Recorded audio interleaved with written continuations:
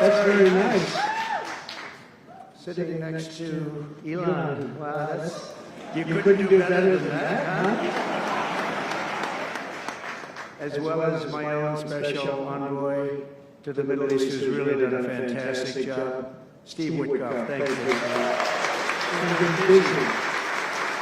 And Michael Waltz is here. Where's Michael? Michael's been so busy. They've been going back and forth and back. And, a woman who's just voted the most powerful woman anywhere in the world. I'm going to go with Princess Rima, but she was voted the most powerful woman anywhere in the world, Susie Wiles. Thank you. Most powerful woman, that's pretty good. We have to talk to you about that, Susie. It's pretty good. And also, we all know Jared Kushner, a very special guy. Thank you, Jared. Thank you, Jared. And Elon Musk. He's been making it in the news lately, hasn't he? Very positive. Stand up, Elon. You're doing a great job.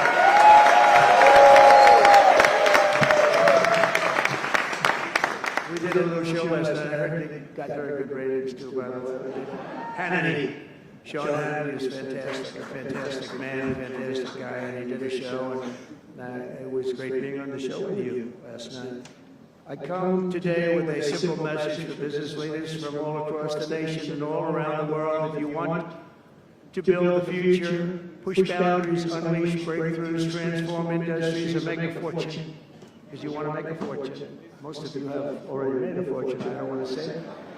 There's no better place on earth than the current and future United States of America under a certain president named Donald J. Trump. I think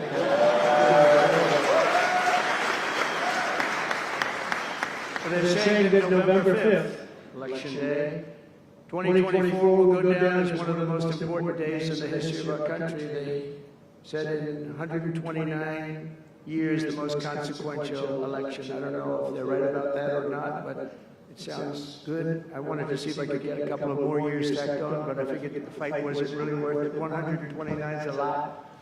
And as of January 20th, 2025, the dark days of high taxes, crushing regulations, rampant inflation, flagrant corruption, government weaponization, oh, I know about weaponization, and total incompetence will be gone forever. Will be gone forever. Because the United States is back and open for business, and the golden age of America has officially begun. You see it happening. Since my election, America's economic engines have come roaring back to life in just a very short period of time. Think of it, from November 5th, the progress that's been made has been amazing. The NASDAQ is up nearly 10% in just a few months, and that's a lot. The Dow Jones Industrial Average is up 2,200 points, and Bitcoin has set multiple all-time record highs because everyone knows that I'm committed to making America the crypto capital. We want to stay at the forefront of everything. One of them is crypto, and Miami seems to be the center of the action, come to think of it, and maybe it'll stay there. Business optimism skyrocketed 42 points. Think of that in a single month, the most in history by far. That's the biggest increase in history by not even close. The ISM index of manufacturing activity surged into positive territory for the first time in many years. Amazing.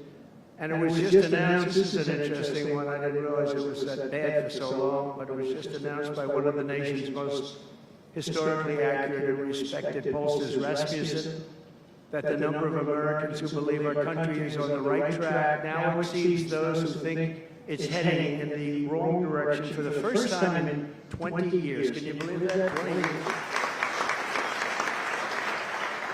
And this is really a seismic 27-point swing from just before the election. Nobody's ever seen anything like that one yet, sir. I want to tell you. That's a big one. The best and most successful business leaders on earth are now racing to invest in the United States. Since November, DMAC has announced plans to invest $40 billion in the U.S., creating at least 10,000 jobs. SoftBank has announced investments of between $100 and $200 billion, creating at least 100,000 American jobs. Oracle and OpenAI and SoftBank are now collectively committing $500 billion to keep the United States on the cutting edge of artificial intelligence, and so many more. I mean, so many companies that want to come to the White House and have a little news conference all the time. I said, why don't you just announce it? But they want to come, and I'll do that. I don't mind doing that. I say anytime they want to go 10 billion or more, I'm there. 10 billion or more. But on his recent visit to the White House, the Prime Minister of Japan announced he anticipates Japanese investment in the United States of well over $1 trillion, and we're working on an Alaska pipeline already, which is the closest point to Asia.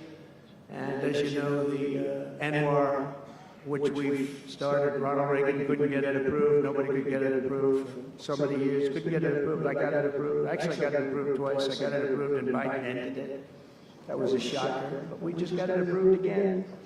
And we're going to be, it's probably the largest deposit maybe anywhere in the world, just by itself.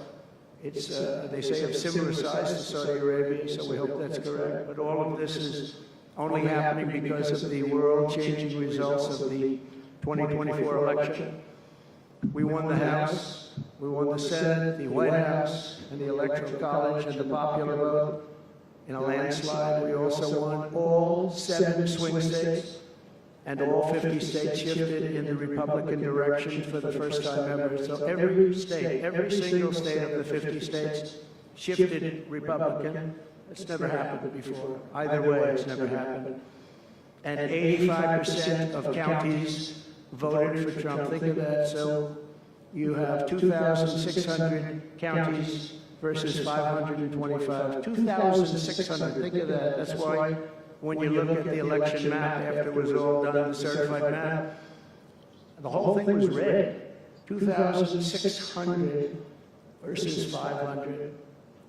It's a big difference. Nobody's seen anything like it, actually. So as a result of this very historic victory, investors from all over the planet once again have confidence in America's future and respect for America's leaders. And it's about time we get a little respect. The last administration was the worst and most incompetent in the history of our country, but we are moving quickly to fix every single disaster Joe Biden created and make America stronger and more prosperous than ever before.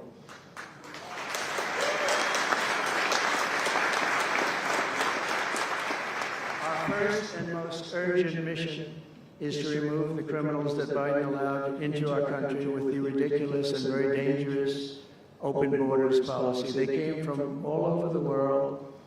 They came from prisons and jails. They came from mental institutions and insane asylums.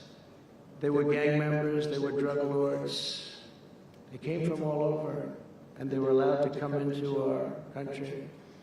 And we're getting them out in record levels, just like they came in record levels. I want to thank Tom Homan and Christie, who was just she's doing a fantastic job, Governor of South Dakota, and Tom Homan, you know, they are doing a fantastic job, and the results are incredible. And every country is taking them back. They're sending their criminals to us, and they're all taking them back. We had a little problem with a couple of them that ended very quickly. And some said, we don't really want MS-13 back in our country. But I said, congratulations, you're taking them back. And they took them back. And by the way, Europe and other places ought to start also doing that. They better start looking at immigration, because it's really hurting Europe very, very badly. And they better get smart and they better get tough before it's too late. We're also working to end the highest inflation in our country's history, all caused because they played with our energy policy and wasted money on the Green New Scam and other things such as that. And they wasted monies at never seen before levels. If Joe Biden had simply held federal spending at the pre-pandemic levels we had in 2019, we would have virtually no inflation. We're trying to balance the budget immediately, and because of the tariff income, which is really, it's already turned out to be amazing, actually. It's really meant more for bringing countries and companies into our country, but it's, the numbers are rather staggering. Because we're the big piggy bank that everybody wants to be, and they can play games and they can say, well, there'll be retribution and, you know, equal this and that, but they can't be equal. But we want to keep it so that we're the big piggy bank, and if we had years like we did the last 4 years, that wouldn't have lasted too long. We're not promising it, but, you know, all of these things could happen. We hope to balance our budget, so I don't want to promise it, because if I do and we come about $10 short, the fake news media back there would say, we have breaking news, he did not make it, he did not make it. But we'll get it done very soon. It might not be this year, but it could be this year. Actually, we have a chance of getting it even this year, which people would be shocked at, because they were talking about 10 years, 15 years, 20 years from now. When I took office last month, we inherited the consequences of inflation. That was more than 4 times what it was when I left 4 years ago. Think of that. I left, it was at 1.4%.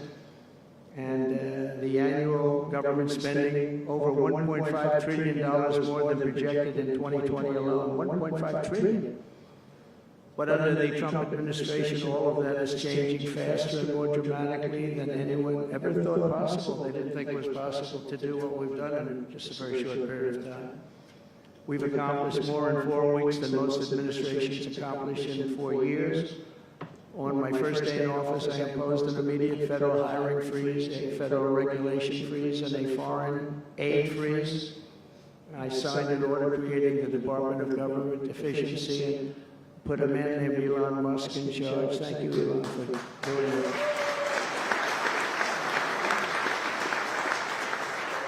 He's doing a great job. You could have seen him last night. He's really, you know, he's a very committed person. He's a very serious person. And he's a very high IQ people. You know, I like high IQ people. Not all have to be, but, you know, it'd be nice to have some people up there that he's a seriously high IQ individual. Now, he's got his faults also, I will tell you that. But not too many of them, which is now really waging war on government waste, fraud, and abuse. And they're curbing inflation and saving taxpayers billions and billions of dollars every single day. There's even under consideration a new concept where we give 20% of the DOGE savings to American citizens and 20% goes to paying down debt, because the numbers are incredible, Elon.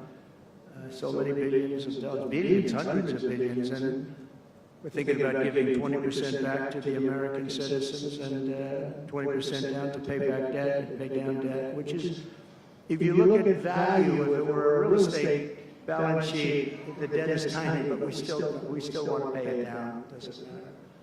We don't look at it as a piece of real estate. It's America. We're going to get it down through intelligence, hard work, and as Elon said, a word called caring. You have to care. By doing this, Americans will tell us where there is waste. They'll be reporting it themselves. They participate in the process of saving money. So many of the men and women in this room, as an example, they pay tremendous amounts of taxes. And here are just a few examples of where your money was going before I came along. These are just some of the, just taken at random. Oh, there are much worse examples than this. I was just looking at them before the speech, and I can tell you they were much worse. And there are some that are horrible, but I don't want to really say them because they're very, very embarrassing to people. Very, very embarrassing. And they're really something, but you'll be seeing it and you will be reading about it. But just some taken at random, $2 million for sex change operations in Guatemala, $20 million for Sesame Street performances in Iraq. $20 million, that's a lot of money. You know, I know what it costs to do those things. You get a cast over for $50,000. Give them a couple of bucks tip. That's it, not 20 million. 20 million. That's Gone with the Wind on steroids. $101 million for 29 diversity, equity, and inclusion contracts at the Department of Education. Wow. And we've also canceled all of these, saved all of this money. And again, this is just a small sample. This could go on, I could read them all day. $520 million for a consultant. I want to know who's that consultant. to do ESG, that's environmental, social, and governance investments in Africa. $25 million to promote biodiversity conservation and illicit livelihoods by developing socially responsible behavior in Colombia. $40 million to improve the social and economic inclusion of sedentary migrants. Nobody knows what that even means. None of this stuff. Everyone's trying to figure out what the hell does it all mean? $42 million for social and behavior changes in Uganda. 40 million is a lot of newspaper ads in Uganda. $70 million for research of evidence-based solutions for development challenges. $10 million for Mozambique medical male circumcision.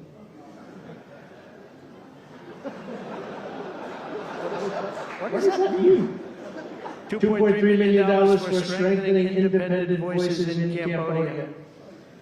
$14 million for improving public procurement in Serbia. $486 million to the Consortium for Elections and Political Process Strengthening, including $22 million for inclusion and inclusive participatory political process in Moldova, and $21 million for voter turnout in India. What do we need to spend $21 million for voter turnout in India?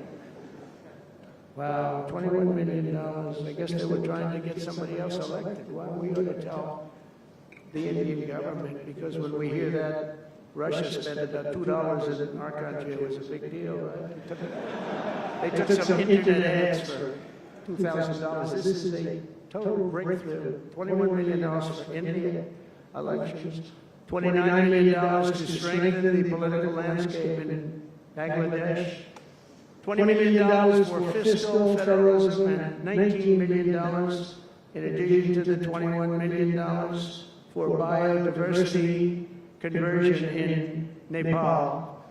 $1.5 million for voter confidence in Liberia. We need voter confidence too when you read this list. $14 million for social cohesion in Mali. $2.5 million for inclusive democracies in South Africa.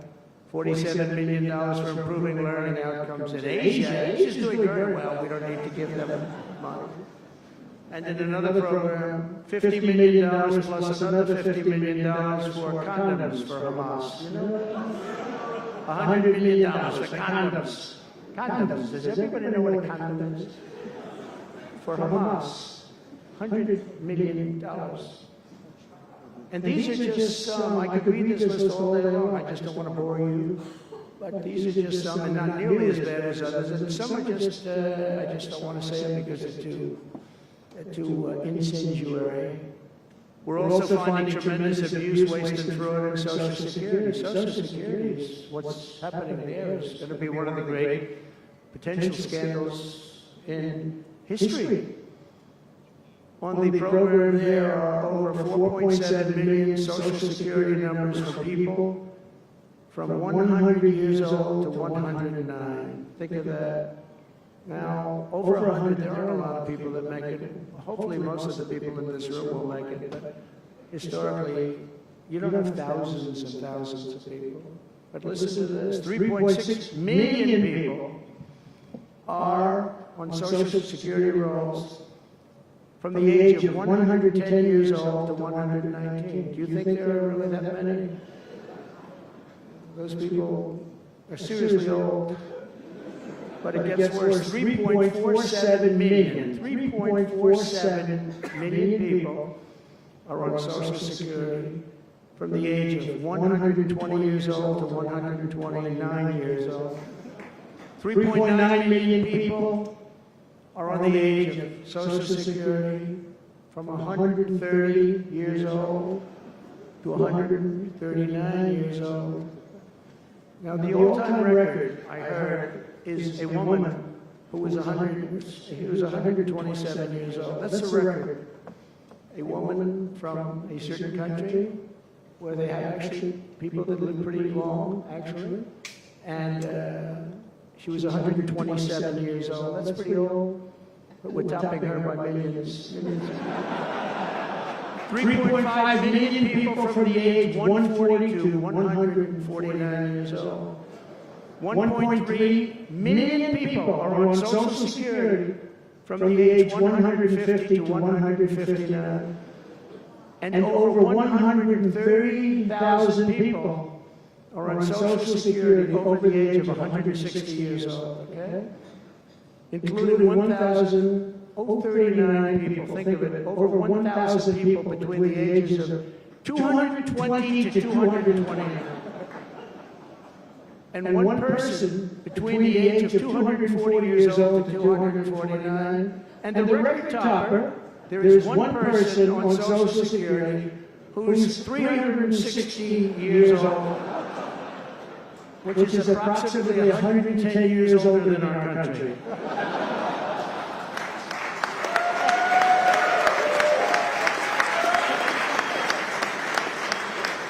So what we're trying to find out, and what we will find out, is are people being paid from all of these, you know?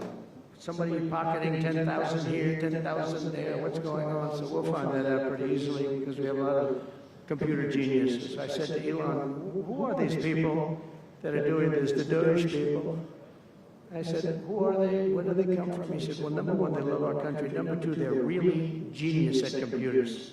So nobody's going to fool them. When they go in, they see some bureaucrat that's scamming the country, and they try and talk about, you know, certain computer language. These people say, no, it doesn't work that way. These are people that have a natural ability as you know, brilliant computer people. It was very interesting when he told me that. I said, that's what you need today.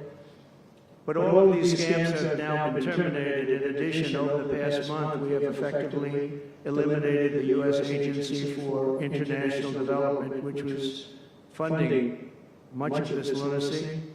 We virtually shut down the out-of-control CFPB, escorting radical left bureaucrats out of the building and locking the doors behind them. What they were doing was so terrible. Where they were spending their money was so terrible. What we haven't looked at yet, but will be, is does the money come back to them? Because nobody can be stupid like that. And they're not stupid, they're smart, actually. And, you know, why are they doing that? Does money come back to them? So we'll figure that out pretty easily, I think, and quickly. But I've ended all of the so-called diversity, equity, and inclusion programs across the entire federal government and private sector. I notified every single government DEI officer that their jobs have been deleted. They're all deleted. And it's interesting, even these companies that have tremendous amounts of money, a number of them just announced, Walmart, if you can believe it, they just announced that they're stopping. And, you know, these companies are running off like $220 million. How can you spend that much money no matter what you're doing? If you're teaching something, you're going to have an instructor, you're going to talk, you're going to give them a book. Please read the book. You know, then you find they spent $225 million on that. What's going on? And we were going in the wrong way. You know, military was really, although I tell you, you know, we defeated ISIS with our military in 3 weeks. General Raisin King he's a real general, not a television general. And 3 weeks ISIS, and I asked him, and I saw some of his people that were so great, the soldiers. We have the greatest military in the world, but we don't have the greatest top leadership. That's why Afghanistan was such a horrible situation, so embarrassing, and so many other things. But when we want to, with proper leadership, there's nobody even close to us. We have the best equipment in the world. We make the best equipment in the world. But we have the best military. You know, we never fight to win. We fight to just keep it going forever. And when we fight to win, there's nobody that can even come close to us. But I was talking to General Dan Kane, we call him Raisin Kane, and I was told it would take about 4 years to defeat ISIS, and he did it in 3 weeks. I said to him, what do you think, General? How long will it take? Sir, I think we should do it in less than 4 weeks. You're going to have time left over, and he did that.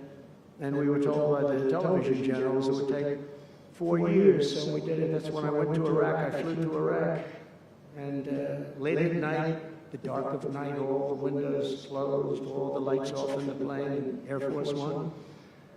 And we flew in, and it was pretty amazing. I'll tell you, we were landing, and there were no lights in the plane. Sir, we have to turn off all lights. I said, you mean we spend $9 trillion, and we have to fly in Air Force One with the lights off? And I went up to the pilot, said hello. And by the way, these guys are like central casting. These are the best-looking human beings. Everybody's perfect. The most handsome people, the best-looking people you've ever seen with the flat tops and the whole thing. And I was a little concerned because the lights are off, and everything's off, and even the lights where he was were down very dim, very, very dim, with all of the lights on the fancy dashboards of the plane, of Air Force One. We're getting a new Air Force One, and they can never finish the damn thing. We're getting 2 of them, actually. But we may have to go a different route because it's taken them a long time. We're going to get military that's going to start building. We're going to get people to start building properly again in our country because they don't build properly. This is going.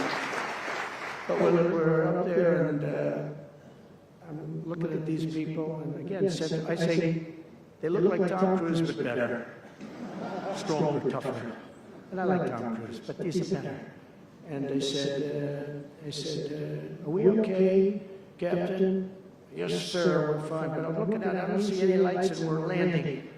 And I'm used to that. I like to sit with the pilots a lot and respect the pilots greatly.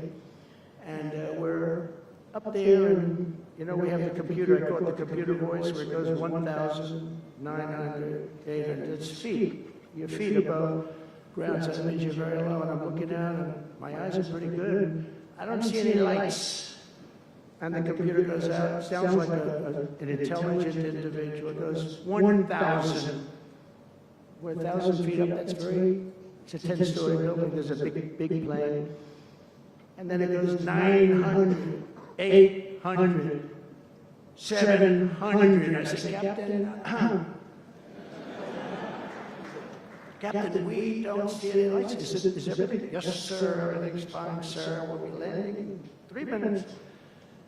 And then it goes like 600, 500. Captain, we okay?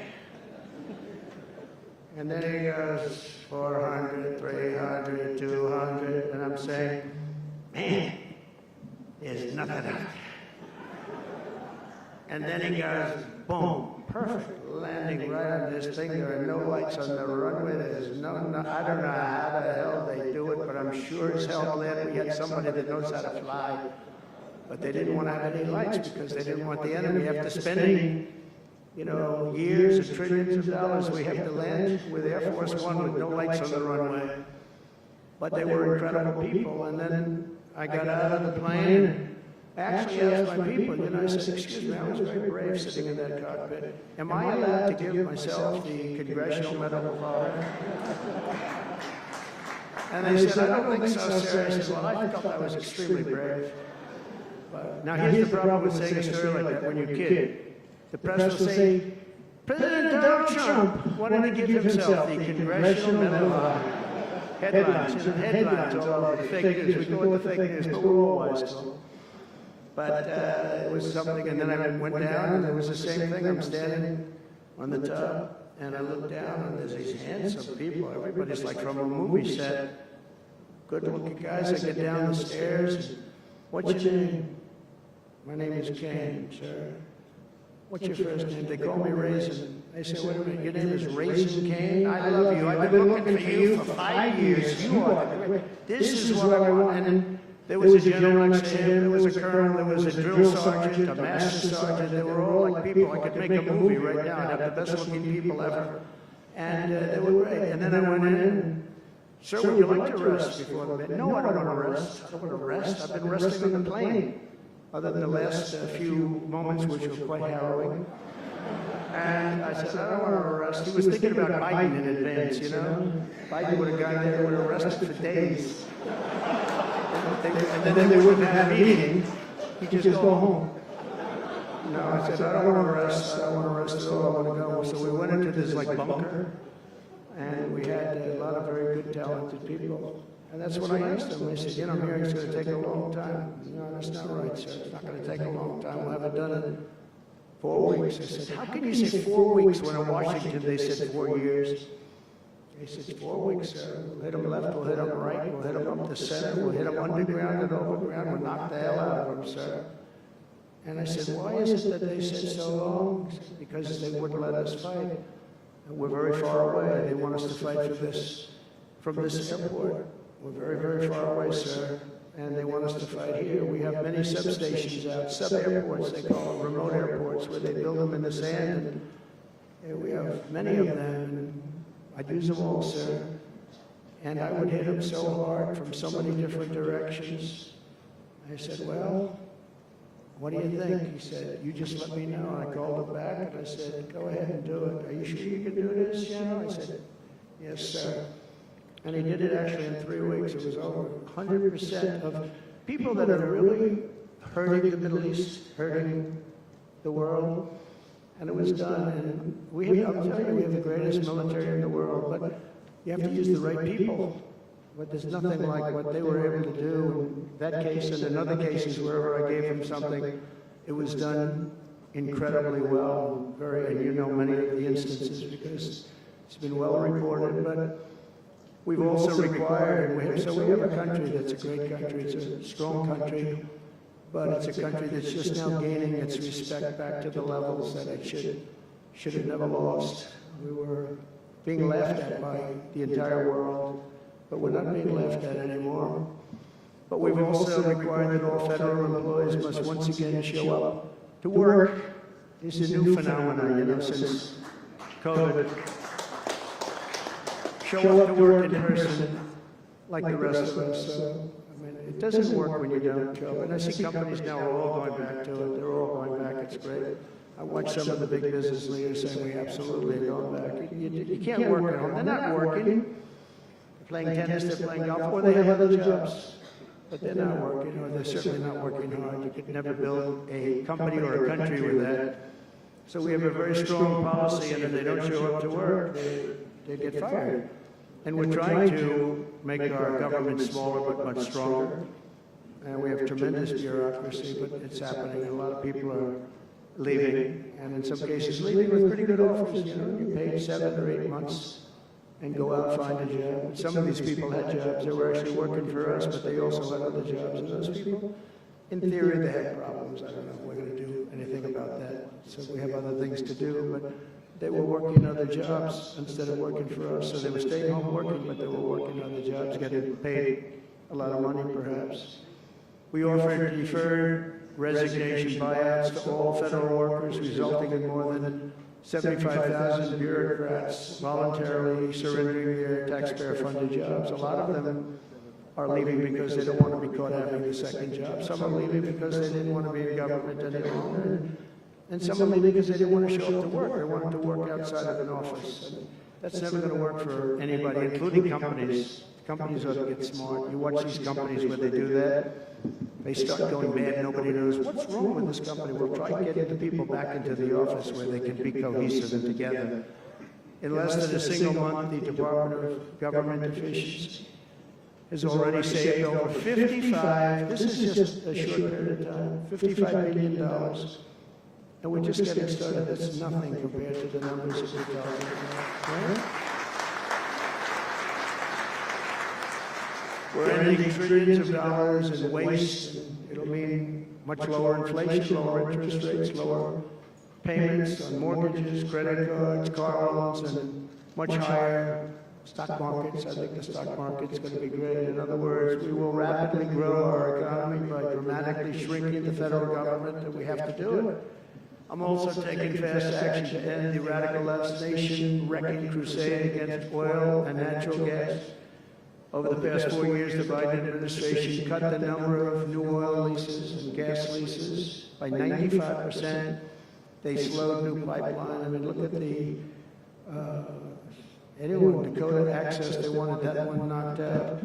The Keystone Pipeline, they wanted that one knocked out. They ended the Keystone. We got the Dakota Access done, but it wasn't easy after they tried to stop it.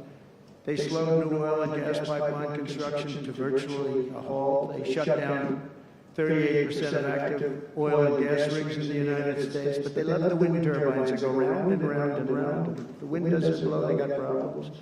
They kill all the birds, they ruin the sightlines, they ruin the plains and the beautiful areas of our country, including the oceans, the lakes. They closed more than 50 power plants, all causing energy prices to skyrocket. You saw that happen. That's what caused inflation, pretty easy.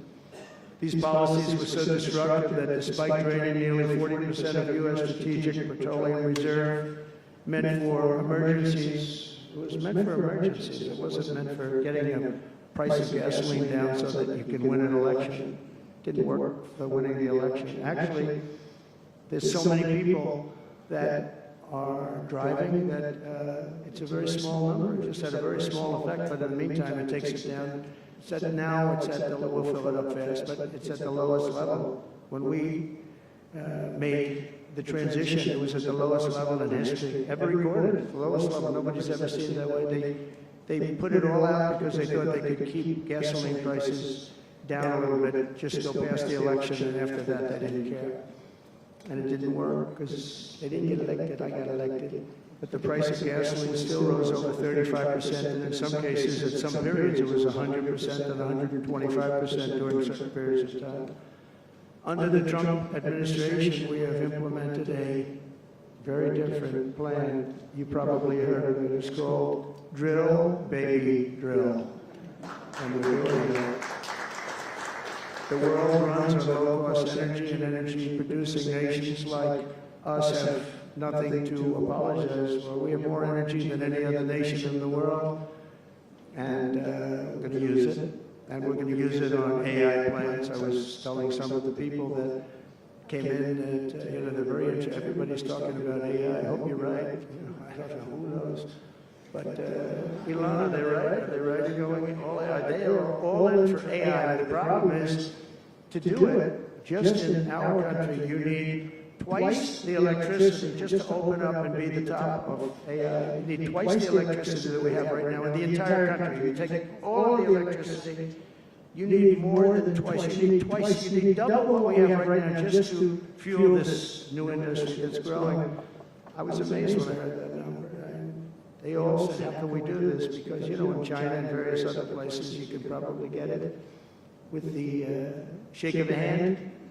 But in our country, you can't. But now you can, because we've declaring a national emergency in order to get fast approvals. And we're going to have, if you build a plant, you're able to build an electric generating facility right next to your plant. So you'll be making your own. You won't have to count on utilities. You won't have to count on an old grid that could fail, could get hit by something, bad things or good things. But you're not going to have to. You're not going to have to worry about grids. You're not going to have. You'll build your plant, and you'll build your essentially you'll become a utility in a way. You build your own electricity. If you want to build extra and put it out and get paid for that, you'll be able to do that. You can put it back into the grid, but you could be able to build with your plant a generating facility. And we're going to get you Lee Zeldin, head of the environmental. The environmental group, various groups, and we've got them unified now, but we're going to get you very fast approvals. They'll be approved so fast, your head will spin, and we're going to get that whole industry started. We're going to be the head of it. We're leading right now. We have the greatest brain power. We're leading right now, and I expect that we're going to be leading by a lot, but we're going to get you the energy very, very quickly. That would be the one thing that everybody was concerned. How do we have that much electricity when Los Angeles has blackouts and brownouts right now?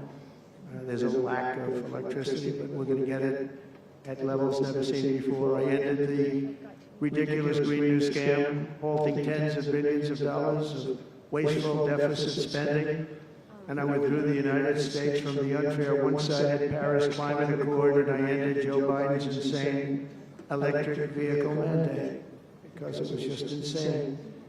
I repealed the last, and by the way, if you want to buy an electric car, it's great. If you want to buy a gasoline-driven car or a hybrid, it's great. Whatever the thing happens to be, I heard hydrogen's hot. The problem is when it's not, you're in deep trouble.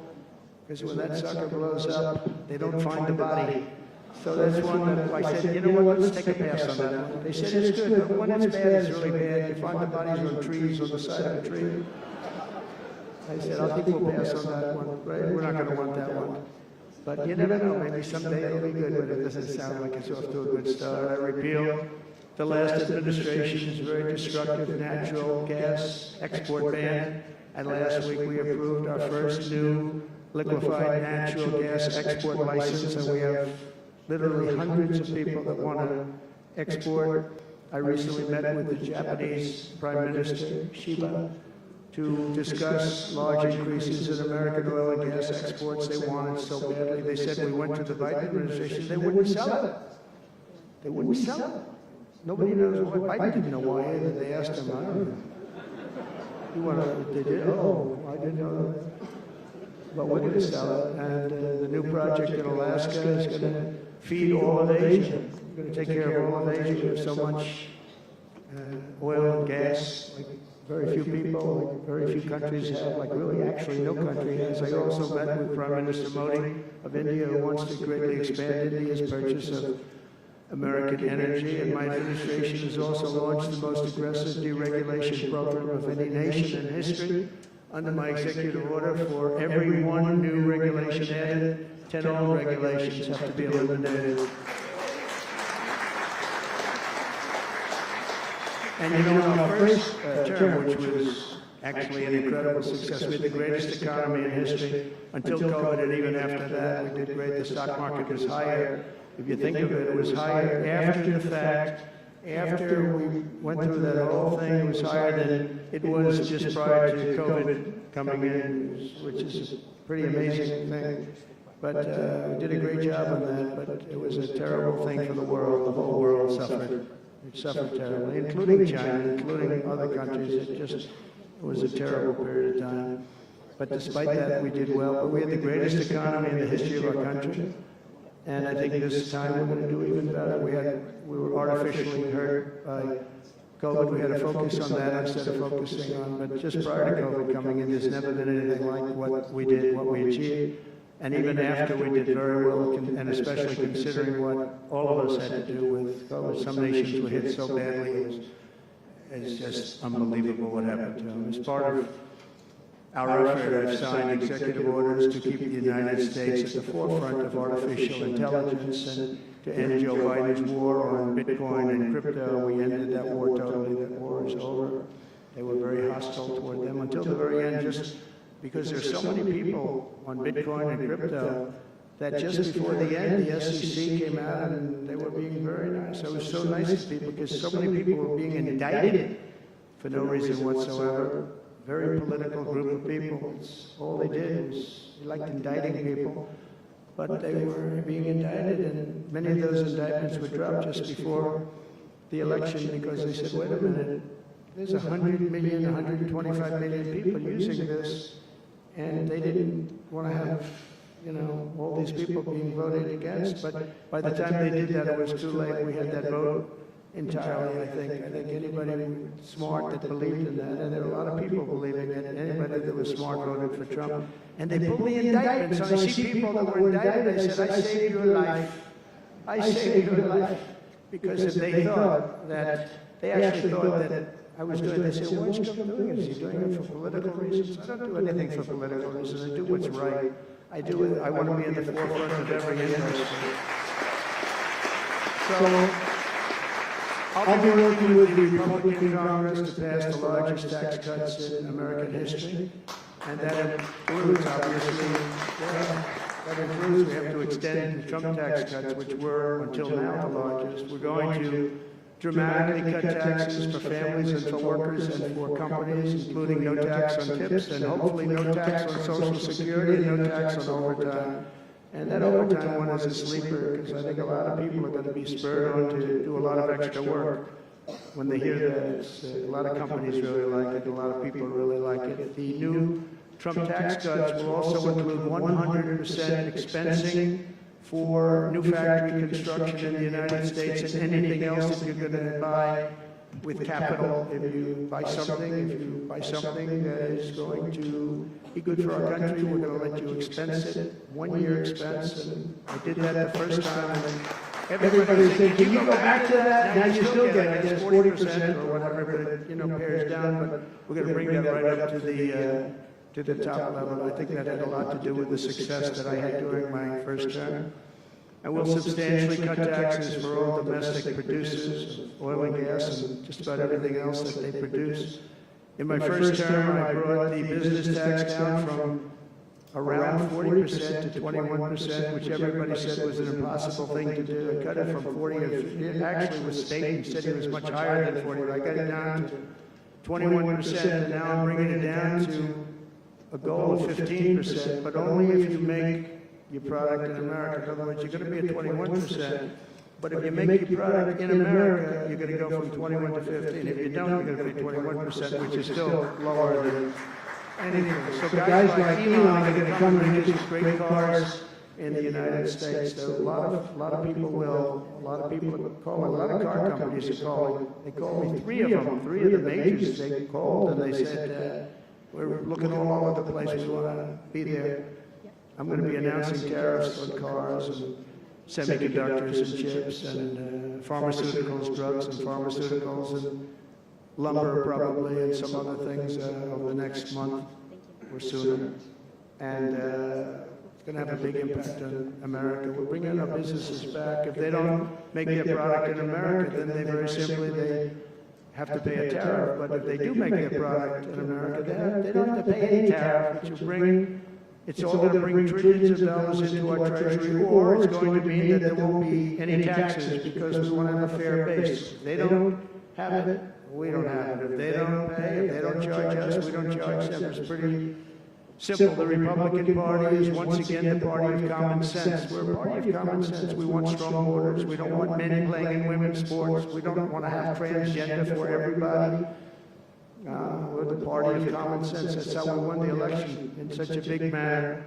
We'll no longer allow other countries to ransack and plunder our nation. That's why I have announced that we will soon begin imposing reciprocal tariffs on any country that engages in unfair and unequal trading practices. If they tariff us, as I said, we will tariff them at the exact same rate. So if a certain country, because some of these countries, even countries that I've already mentioned, are extremely aggressive with tariffs. Nobody knows that.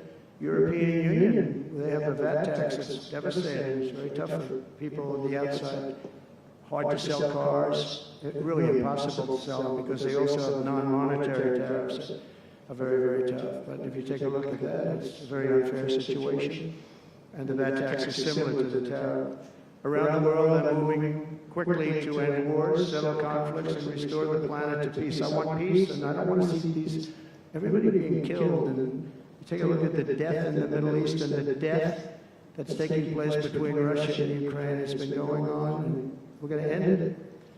There's no profit for anyone in having World War III, and you're not so far away from it. I'll tell you right now, you're not so far away. If we would have had this administration for another year, you would have been in World War III, and now it's not going to happen. In the Middle East, I've restored my policy of maximum pressure on Iran, designed to bring peace. And we designated the Houthis a terrorist organization, destroying shipping lanes all over the place, and making it very hard for people to get their product delivered, making it very difficult. We'll take care of that situation. And we've secured a ceasefire in Gaza, and we're bringing in the hostages, and we're bringing them home to their families. Some of them are in pretty bad shape, I have to tell you. To end the horrible war in Ukraine, I've spoken with President Putin and President Zelensky, and our teams began negotiations this week in Saudi Arabia. I want to thank Saudi Arabia for that. That was so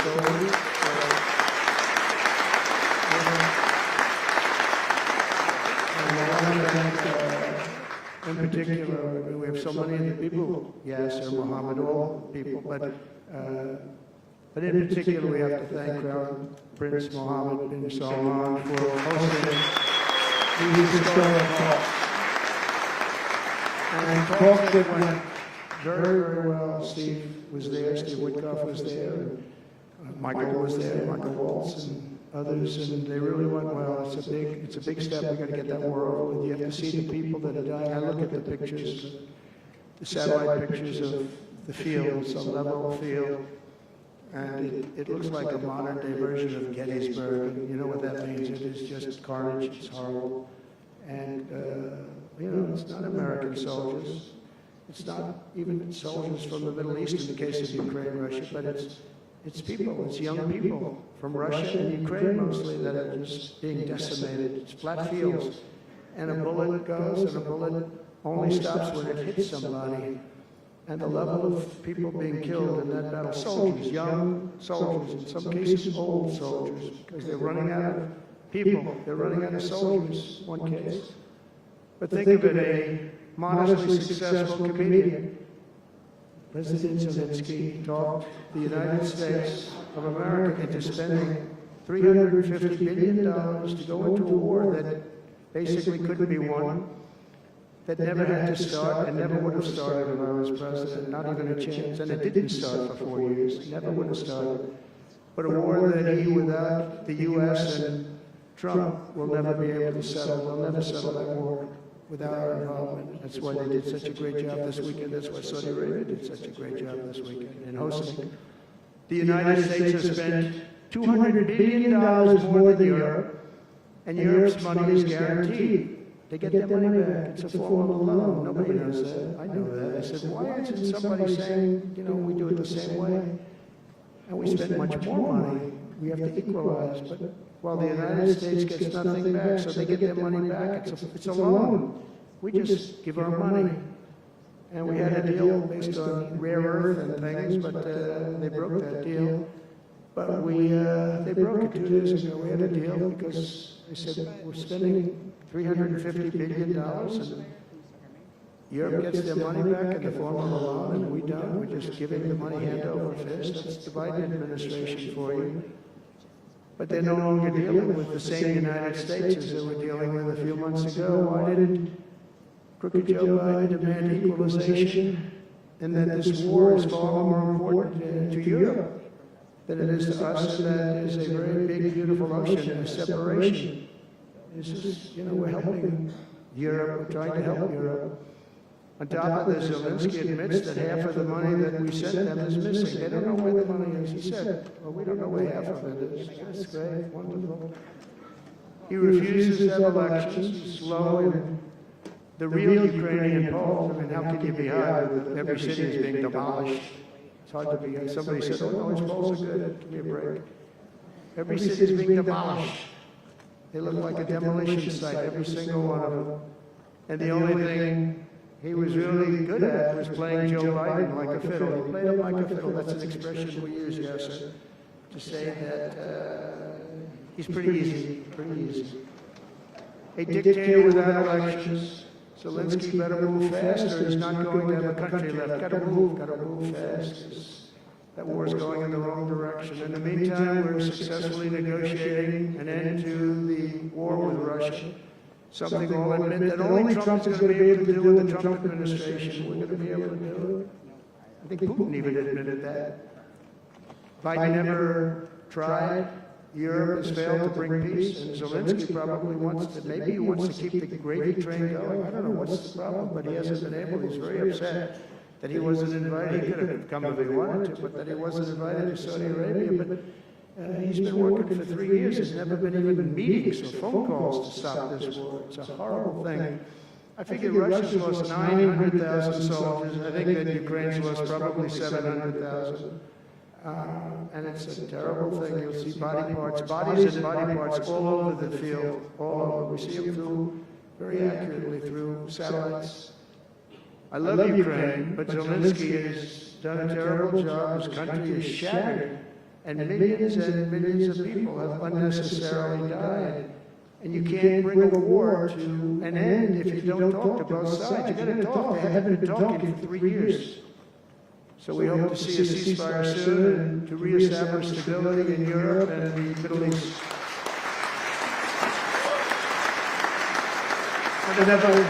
Thank you.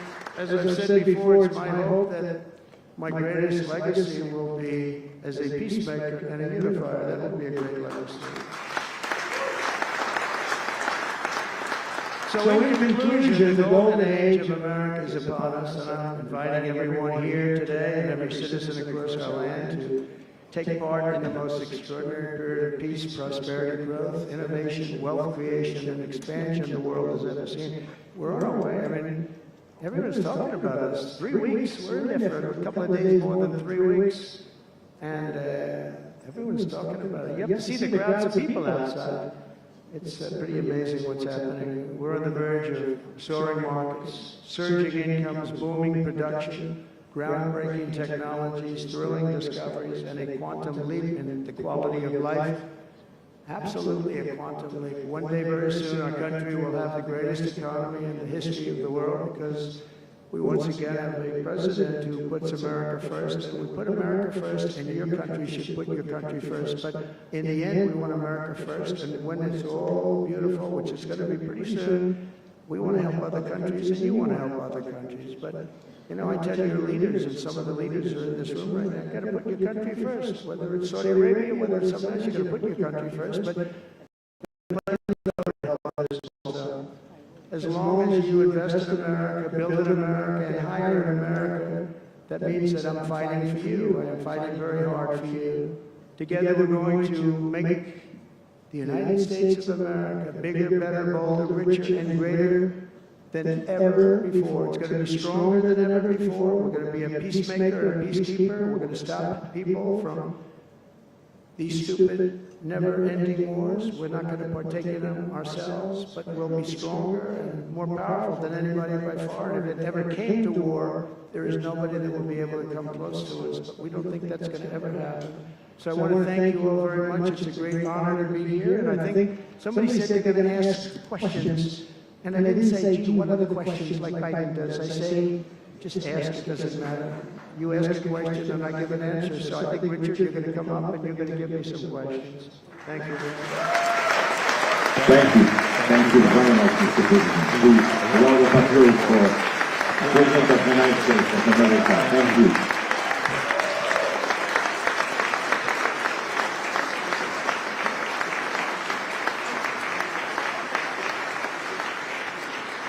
Mr. President, thank you for accepting to take a few questions. 20 years ago, I don't know if you will remember, we were under the same roof in Orlando when you were delivering an amazing speech in front of 3,000 sales reps, giving them the best advice to be successful. So, what is the best piece of advice that you have ever received? Well, I think it was watching my father. You know, my father was a very hard worker, and he just worked hard. And he was very smart. He had good genetics. His brother was the longest-serving professor in the history of MIT, Dr. John Trump. And my father was every bit as smart. But my father had to work. He was older, and he put his brother through school. In fact, he once said, boy, I put him through so much school. He had 3 different degrees. And they asked him to stay on at MIT, but my father was the same ilk. And I noticed that my father was a happy man. And what he did is he worked. He just worked all the time. He worked. And he loved it. And really, I think the best piece of advice I got from that is you have to love what you do. And if you love what you do, you're going to have a happy life. If you don't, I mean, I see so many people, they're in businesses that they don't want to be in. They're in businesses that, you know, they're bored in or they're not good at. They don't have a natural ability at it. There is such a thing as natural ability, whether it's sports or acting or anything else. I mean, some people have an ability for something. Try and find that ability, but you have to love what you do. If you love what you do, you're going to be, at least you have a good chance of being successful. Mr. President, it's almost time for an early dinner. So if you are throwing a dinner party and you can invite 3 fascinating guests, living or dead, who would you bring? Well, they're all sitting right in the front row. Yes, sir. Are you ready? Mohammed, are you ready? Steve, Witkoff, and we have the most important person, at least until the World Cup is over, is here. Johnny, stand up. He gave the United States the World Cup. Johnny, thank you very much. I didn't know you were here. That's very good. He's the king of soccer. That's not bad. And you've done a fantastic job. You know, but it's very interesting. When I was president, I got the World Cup, and I got all of the, you know, we have the 200, and so that fell in this administration. That's a big deal, 250 years. But we have all of these things happening, and I also got the Olympics. And I was called by the mayor of Los Angeles, sir, would you call up the Olympic Committee, because it was at that time President Obama will not take their phone call, and we're going to get the Olympics in Los Angeles. And by the way, they've recommitted to Los Angeles at a level that, you know, I was very worried about that. And they've, the opposite, you know, somebody could have said, well, we're going to do it someplace else. Until they have actually recommitted, they're going to make it bigger and better than ever. So, well, you know, but I had the Olympics. So I got the Olympics, I got the World Cup, and I said, and then 250, but that one I didn't get. But it was there, it was in this term. And I ran an election, and we did fantastic in 2016. We did much better. Millions and millions, tens of millions, but millions and millions of votes better. And bad things happened, and I didn't get that one. And I said, you know, when I originally signed the Olympics, I said, I won't be able to even be president. And I got the Olympics, because if I didn't, when I spoke with the people, the organizing committee and the people in different parts of the world, they asked me to do it because the president wouldn't do it. I was president-elect, and I gave them a talk. I couldn't get them off the phone. They were starving for love. And the bottom line, they gave us the Olympics. And I said, you know, isn't it sad I won't be president? Then we had the election result, and now I'm president for the Olympics and for the World Cup. So I'm very happy about that, Johnny. Thank you very much. Thank you. I'll be there. I promise I'll be there. And by the way, Mr. President, backstage you have a gift from Gianni. He gave us the first ball with your name, which will be played for the World Cup in America. It's going to be great. Thank you, John. Very much. I doubt that any day you will take a sabbatical year, but if you could take a sabbatical year, Mr. President, what unconventional thing would you do? Sabbatical. You don't work for 1 year. But you said Sabbath. It's a big difference. It's almost the opposite when you think about it, right? I think what I do is, look, what I'm doing now is the most exciting job in the world. It's a hard job, not an easy job. It's a nasty job. It could be a lot easier with, you know, I think that the news media has to straighten themselves out, because people are getting it, you know, they're losing tremendous popularity, and they've lost their prestige, and they've lost their credibility. And I think it's a very important thing, the news media, but I think they have to straighten themselves out, because the people are going around them now. They have so many different things with, like Elon with X, which was a big thing, and we have Truth, which has been fantastic, and we have so many other things that you don't really need traditional. But I will tell you that there is just nothing I could do to enjoy my life, whether it's that or anything else that it is, because this is the ultimate. I had to make a big decision, and it was a very risky decision, because if I would have lost, my life would have been a much different life. It would have been a very nasty life. They were going after me at levels that nobody's ever seen before. Not Andrew Jackson, not Abraham Lincoln. You know, the historians say that the president that was treated the worst by far by the media and overall was Andrew Jackson. In fact, his wife died of heartbreak. They were treated really rough, and Abraham Lincoln was second, but he had a civil war, you know, you can understand that. But nobody was treated like me, nobody. And I will tell you, you learn a lot about yourself, but there's nothing I'd rather do. I had to make a decision, do I do this? Because if I lost, it would have been very, very bad. It was dangerous, actually, very dangerous in so many different ways. And I decided to do it, and I said, I have to win, because if I don't win, I spoke to a friend of mine the other night, he said, you know, if you lost, it would have been very, it was actually Sean Hannity just before we did the interview last night.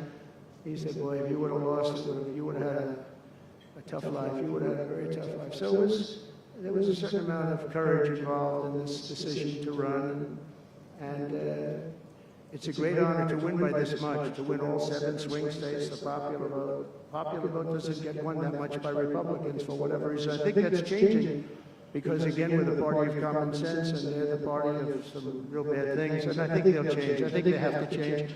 It would be wonderful. I'm going to be having lunch with some of the Democrats next week, and it would be wonderful if we could work together. I think working together would be great. But they have to change. You can't get elected on the programs that they want, and that's really what America wants to see. So there's nothing I'd rather do than what I'm doing right now. When we started this conference, Yasser and I, his 100th conference told us I want that to be the place where people will come to understand where to invest in terms of geographies and sector. So, what is the best investment you have made in your personal growth, Mr. President?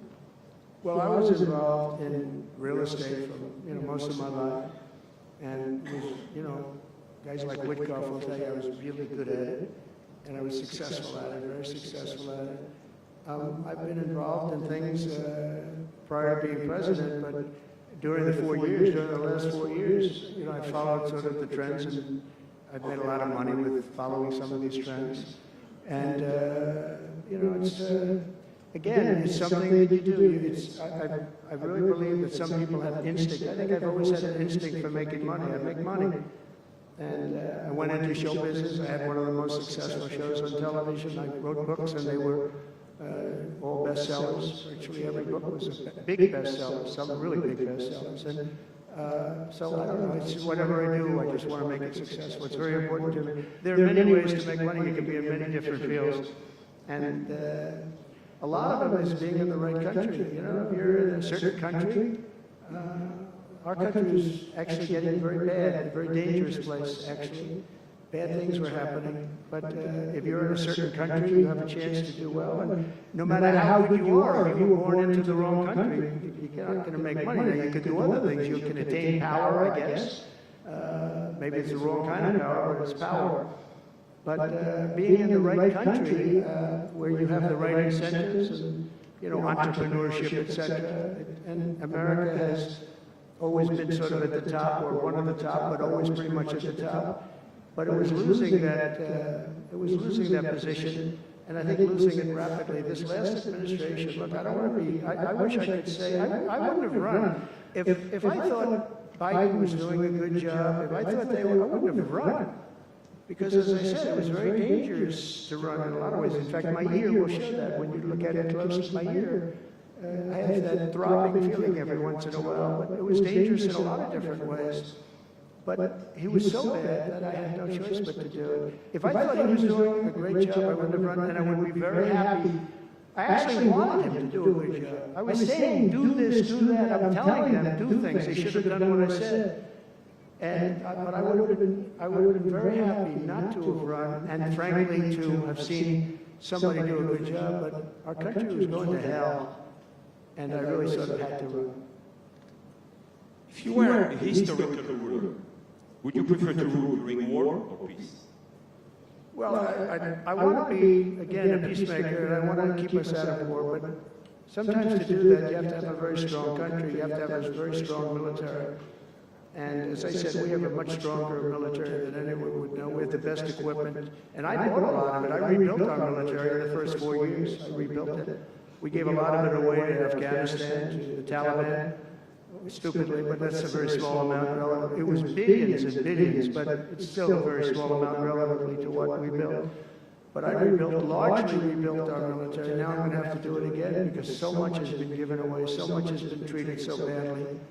But to keep peace, you really have to, I have a thing, strength through, and I mean it, you really have it. You have strength and you need the strength, but it's really peace through strength, because without the strength, it's going to be very hard to have peace, because you're going to be taken over, bad things are going to happen, so you really want to have peace through strength, and that's where I've done it. Having strength, having power in that sense to protect yourself and your people is a very important thing. Hopefully you don't have to use that power. I will tell you, I was dealing with President Putin very successfully on denuclearization. We were talking about it very seriously. And then COVID came and lots of things came, and we had also talked to China about it. Now, Russia and us have the biggest nuclear by far.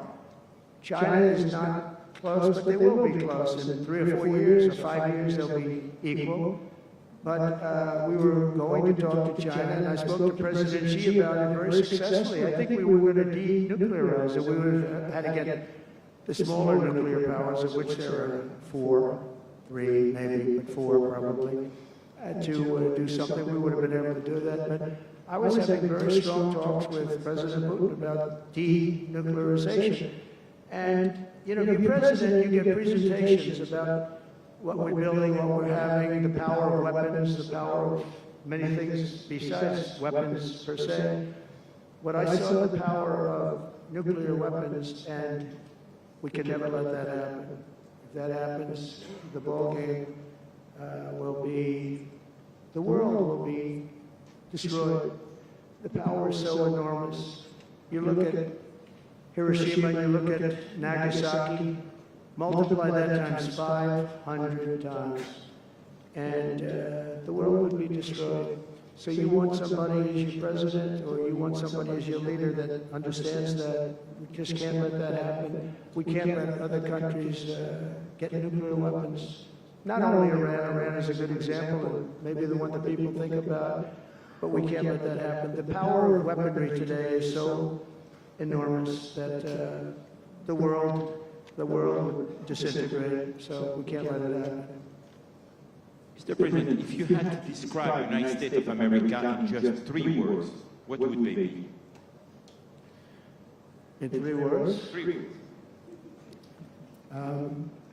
Love, respect, and strength. That's a tough question. That might be my best answer, Russell. That reminds me of high school. That may have been the toughest question. You think Joe Biden could have done that? I don't think so.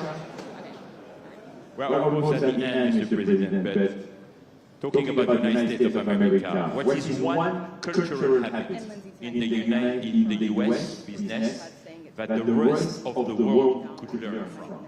What is the best practice? Well, I think we love our families, but I think a lot of the world loves their families. I was speaking to the head of Mexico because I complain constantly about people pouring in. Now our border is the strongest border we've ever had. We've gone from the worst border ever in history to the strongest border. But I was speaking to the president of Mexico, a very wonderful woman actually, and I said, we were talking about drugs, you can't let people come through your country and come into the country. You know, it was not that nice, but they understood what I was saying. And she said something that really got me. She said, I said, you're not a big drug taking nation. And she said, no, we are not a consumer. And I said, a consumer, what an interesting word. We're not a consumer nation. We're not a consumer of drugs. I said, what an interesting, and why is that? She said, well, we have very strong family values. I said, but we do too. We do too. We have very strong, our families are devastated by what's happening with fentanyl, and China will not be doing, we're going to make a deal with China. They were not letting that happen anymore. And I had a deal, by the way, before I left. I had a deal with President Xi where they were going to give the maximum penalty to anybody making fentanyl and sending it into the United States. And the maximum penalty is the death penalty, and it would have stopped. But when the election turned out to be a rigged election, but that's okay. When an election turned out to be, it was an election that shouldn't have happened. All the things that happened. I'll give you an example. We wouldn't have had October 7th, Israel attack. We wouldn't have had Ukraine and Russia fighting. We wouldn't have had inflation. We wouldn't have had all of these things that happened. But in speaking with her, she said about family values. I said, well, you're not really saying anything there because we have great families too. We have great family values. She said, plus we advertise a lot. I said, ooh, you mean you advertise about how bad drugs are? Yes, we do. We spend a lot of money on advertising. And I said, unbelievable. That was such a great conversation because we're going to spend hundreds of millions of dollars advertising how bad drugs are so that kids don't use them, that they chew up your brain, they destroy your teeth, your skin, your everything.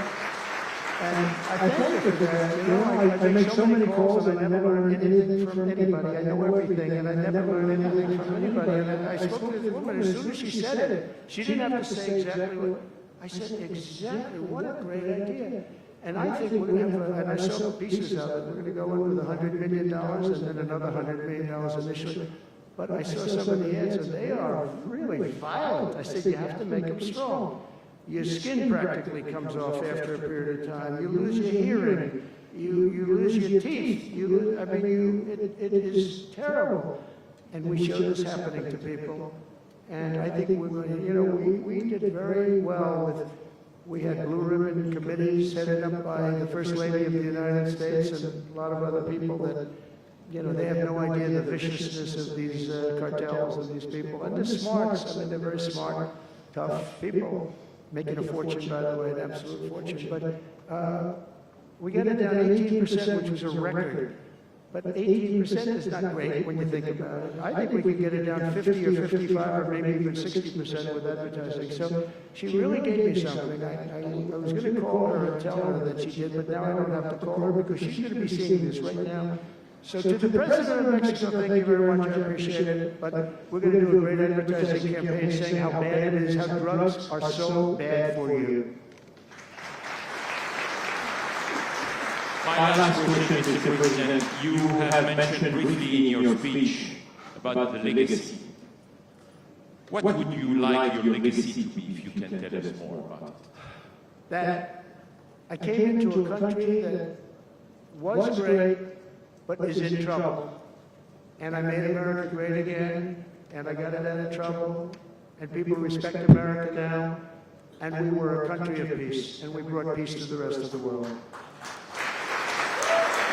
Thank you. Thank you very much, Mr. President. Thank you very much, everyone.